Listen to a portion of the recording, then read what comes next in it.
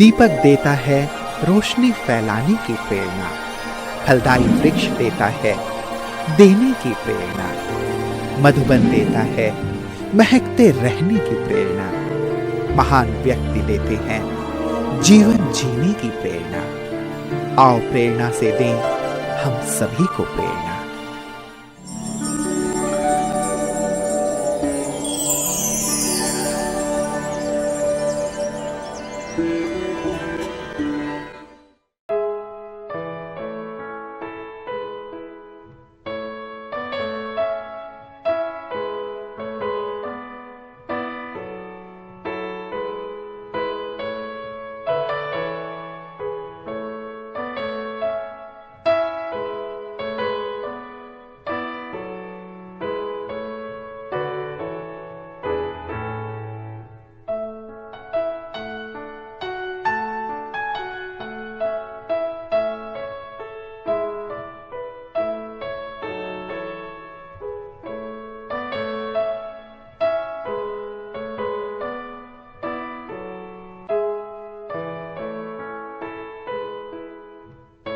दार्जिलिंग भारत के राज्य पश्चिम बंगाल में स्थित एक खूबसूरत हिल स्टेशन है जो अपनी प्राकृतिक सुंदरता, चाय के बागानों और टॉय ट्रेन के लिए प्रसिद्ध है। दार्जिलिंग अपनी हरी भरी वादियों, शांत वातावरण और मनोरम दृश्यों के लिए जाना जाता है, जो इसे पर्यटकों के लिए एक अत्यंत प्रिय गंतव्य स्थान बना देता है। दार्जिलिंग ब्रह्मा कुमारी ईश्वरीय विश्वविद्यालय की मुख्य संचालिका हैं राजयोगिनी मुन्ना दीदी जी। आपका जन्म 1968 में नेपाल के पशुपति नगर में हुआ। बचपन से ही आपको पढ़ाई, भक्ति आदि में विशेष रुचि रही है। आप सहनशीलता, साफ दिल, रहम दिल, मधुरता आदि दिव्य गुणों से भरपूर आत्मा है। 1985 में आपको नेपाल में ही ईश्वरीय ज्ञान की प्राप्ति हुई और 1986 में अव्यक्त बाप दादा से आपने ईश्वरीय मिलन मुलाकात की। 1987 में आपने अपना जीवन परमात्मा की सेवा में समर्पित कर दिया। तभी से आपने कोलकाता, सिलीगुड़ी आदि अनेक स्थानों पर सेवाएं देते हुए 1990 से दार्जिलिंग में अपनी ईश्वरीय सेवाएं प्रदान कर रही हैं। जन जन को ईश्वरीय संदेश देते हुए आपने अनेकों कार्यक्रम आयोजित किए। दीदी जी के नेतृत्व में 200 से भी अधिक विद्यार्थी ज्ञान योग से अपने जीवन को महान बना रहे हैं।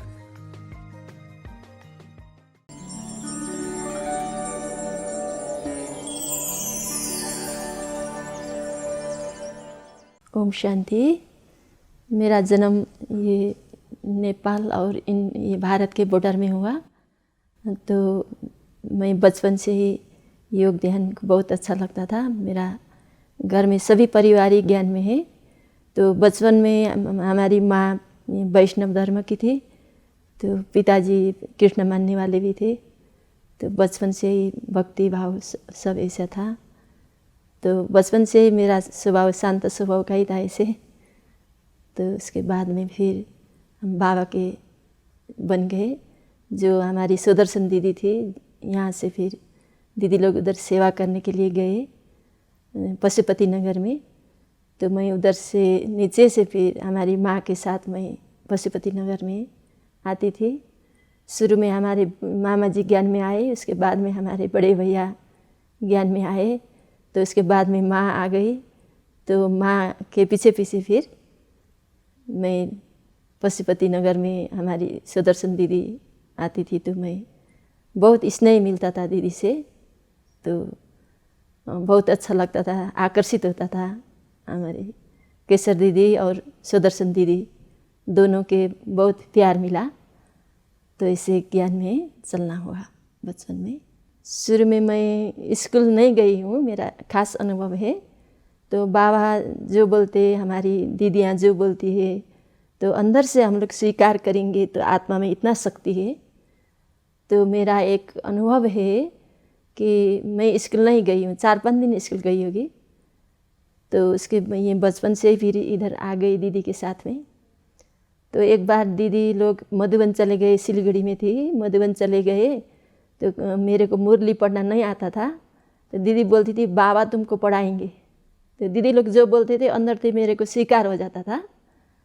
तो बाबा पढ़ाएंगे तो सही, दीदी लोग का तो एक वरदानी एक आवाज़ होता है, ऐसा लगा मेरे को। तो भी मेरे को मुरली पढ़ना नहीं आता था। एक माता के साथ रख करके दीदी लोग चले गए उधर मधुबन में। तो माता का कोई घर में गुजर गया तो माता जी फिर रुक नहीं पाई। तो मुरली पढ़ने का था, दूसरे दिन गुरुवार के दिन थी, तो मुरली पढ़ने वाला कोई नहीं था उस समय। तो भोली भाली माता जी आती थी। तो फिर मैं अमृत बेले उठ करके बाबा को बोली, बाबा अभी मुरली पढ़ना है, कैसे मुरली चलाएंगे।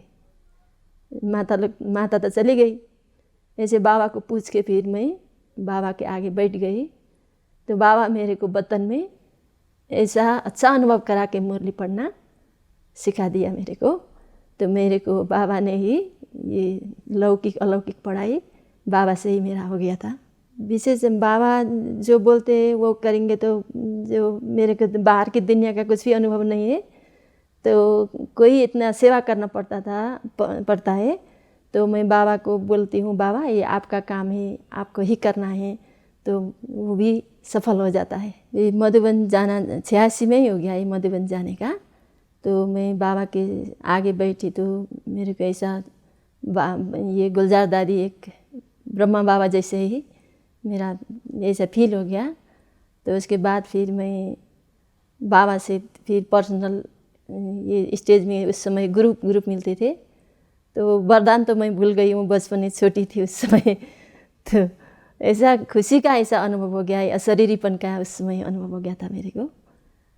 तो दादी का ऐसा अनुभव फिर दूसरे दिन दादी से, गुलजार दादी से मिलना हुआ। तो फिर दादी ने मेरा नाम ऐसे रख दिया कि आपका नाम तो मुना नहीं, आप तो नमूना है। तो ऐसे नमूना नाम रख दिया था गुलजार दादी ने मेरे को। आपको उल्टा से बोलना पड़ गया ऐसे बोल के। मधुबन गए तो मेरे को दूसरे जगह में मैं आ गई। शुरू में गई तो ऐसा अनुभव हो गया, मैं स्वर्ग में आ गई, ऐसा फील हो गया मेरे को। तो दादी ने मेरे को पहले फिर मैं उस समय मधुबन गई थी 86 में। तो सुदर्शन दीदी के साथ दादी के पीछे पीछे जाना होता था। तो दादी बोलती थी ये संसार में जितना भी, मैं दादी को पूछी, दादी मेरे को तो संसारी पढ़ाई तो कुछ नहीं है। ऐसे पूछने से दादी बोली ये संसारी पढ़ाई जो है वो पढ़ा हुआ है, सब भूलना है, तो बाबा सब आपको सिखाएंगे। तो सभी दादियों का ऐसे वरदानी बोल मेरे को काम किया। तो एक बल एक भरोसा करके ही बाबा की सेवा में रहना है। जब ऐसे चंद्रमणि दादी भी ऐसे करके मेरे को उमंग उत्साह में लाती थी, ऐसे अच्छा अनुभव हो गया मेरे को।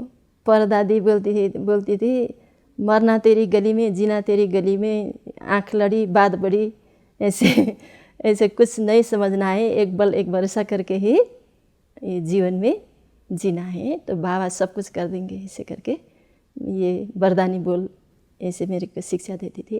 तो एक ऐसा अनुभव है, जैसे हम लोग यहाँ दार्जिलिंग से मैं सिलीगुड़ी गई, दीदी बुलाई तो भी एक अनुभव ऐसा है कि मेरे को गाड़ी में बहुत उल्टी होता था। तो उल्टी होता था तो फिर सिलीगुड़ी से फिर मेरे को इधर आना था।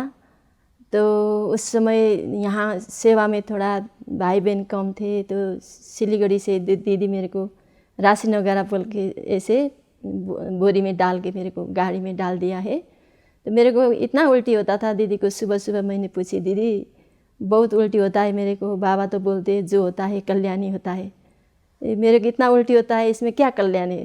तो दीदी को पूछी मैं, तुम्हारा कर्म का हिसाब किताब चुकता होता है, बाबा क्लीन करते हैं ना पहले से, ऐसे करके मेरे को बोल दिया। तभी मैं आ रही थी सिलीगुड़ी से, तो इतना गाड़ी एक बल एक भरोसा करके बाबा उल्टी ना हो जाए ऐसे करके बाबा के साथ रही। तो इतना गाड़ी एक्सीडेंट हो गया। तो मेरे को ऐसा अनुभव हो गया, ये आधा जैसे वमिट करने से आधा शरीर बाहर में होता है। तो उस समय बहुत पतली थी। तो गाड़ी ऐसा एक्सीडेंट हो गया कि वो मेरा ये कोई मेरे को निकाल के अलग रख दिया, ऐसा फील हो गया मेरे को। एक विशेष अनुभव मेरा है, बाबा ही मेरे को इतना सेफ रखते हैं, ऐसा अनुभव होता है।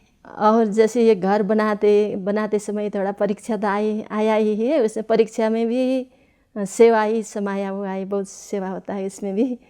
जैसे ये घर बनाया तो इसमें थोड़ा थोड़ा करके ही बनाया है। ये पहाड़ों में इतना संपन्न भाई बहन भी नहीं है, तो भी भावना वाले बहुत है हमारे भाई बहन।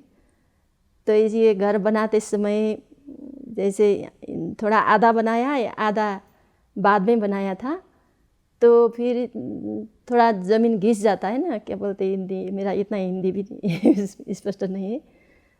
तो जैसे बारिश होने से सारा ज़मीन घिस गया था, तो एक इधर से कोई आकर के फिर पुलिस को बोल दिया कि ब्रह्मा कुमारी लोग सब ये रास्ता बंद कर देते, सारा इन लोगों का ही अच्छा नहीं है करके विरोधी पार्टी ऐसा कर दिया है। तो भी इसमें फिर पुलिस किसी भेजा है थाना से इधर में देखने के लिए। तो मैंने सोचे कि कोई टेंशन होता है तो ये कोर्स करने के लिए आया होगा, तो मैंने उसको बाबा के रूम में बिठाया, तो कोर्स कराया, थोड़ा बाबा का परिचय दिया। तो उसमें फिर उन लोगों को ऐसा लगा कि भी ये मेरे को तो कोई भेजा है इधर में, ये कंप्लेन गया है थाना में आपके ऊपर, तो इसीलिए आया था मैं। तो इसमें भी कल्याण है, क्योंकि इसमें मेरा एक कल्याण हो गया करके वो भाई लोग, पुलिस भाई लोग फिर कोर्स करने लगे। तो मेरा यही अनुभव है। हमारे केसर दीदी जो है, जो एक नारियल जैसे बाहर में थोड़ा सख्त जैसा लगता है लोगों को, तो इतना नरम है, इतना मनकारी है, सभी इतना बहन लोगों को ऐसा उमंग उत्साह में ला करके ही ऐसा आगे बढ़ाती है। कानून दीदी भी ऐसे हमारा बहुत पालना देती है, कभी कभी आती भी रहती है, ऐसा अनुभव है। कानून दीदी भी बोलती है एक भरोसा रख करके ही उमंग उत्साह में ला करके फिर सभी को आगे बढ़ाना है, ऐसे करके शिक्षा देती रहती है। मेरे को जब बाबा के बनी तो प्यूरिटी अच्छा लगता है, तो ऐसे व्यर्थ संकल्प भी इतना नहीं आता है, बाबा के ऊपर ही छोड़ देती हूँ। मैं तो बाबा के छत्र छाया में रहती हूँ, इसमें कुछ होता नहीं है। ब्राह्मण परिवार के लिए भी मैं ही चाहती हूँ एक भरोसा रख करके समय को रफ्तार देखते हुए, तो सदा उमंग उत्साह में आते जीवन में आगे बढ़ने का यही संकल्प चलता है मेरे को।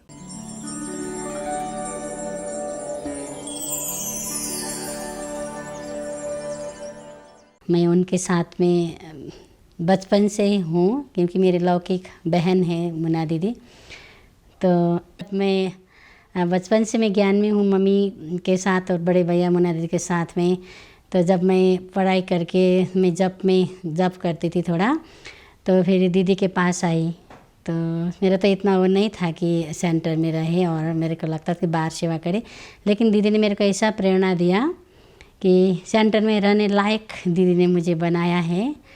और दीदी के अंग संग्रह करके मुझे बहुत अच्छा लगता है, क्योंकि दीदी बहुत भोली और इतना इनोसेंट दीदी है। और दीदी का वो गुण हम लोग अभी मैं ले रही हूँ दीदी का गुण। दीदी हमारे लिए प्रेरणा का स्रोत है। जैसे हम 2003 में बाबा के ज्ञान में आए, तो 2003 से ही दीदी के अंग संग रहना हुआ।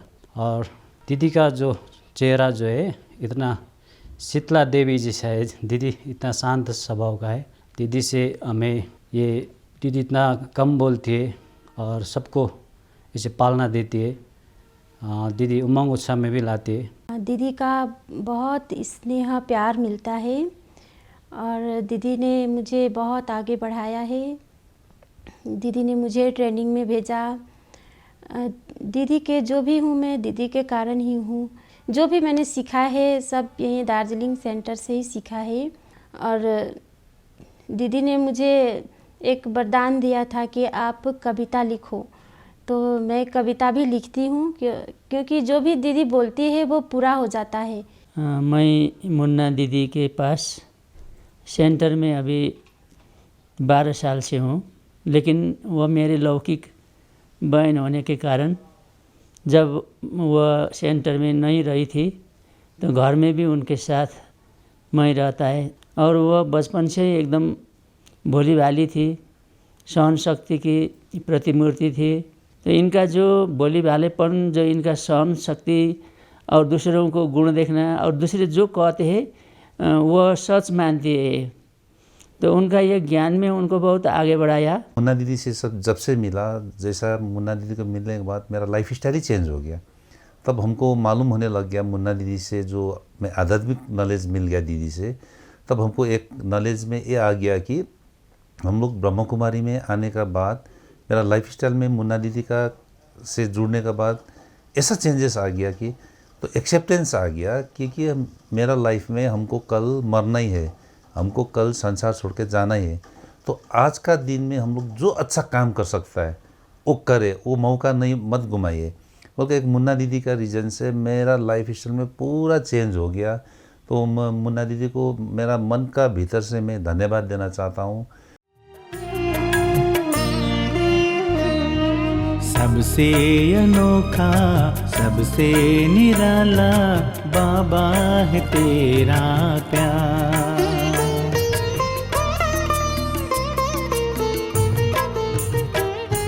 सबसे अनोखा, सबसे निराला बाबा है तेरा प्यार।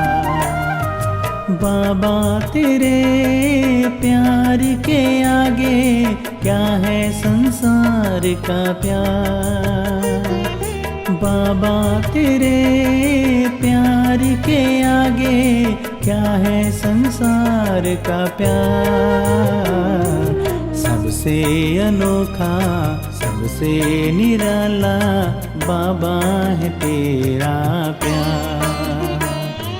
बाबा है तेरा प्यार।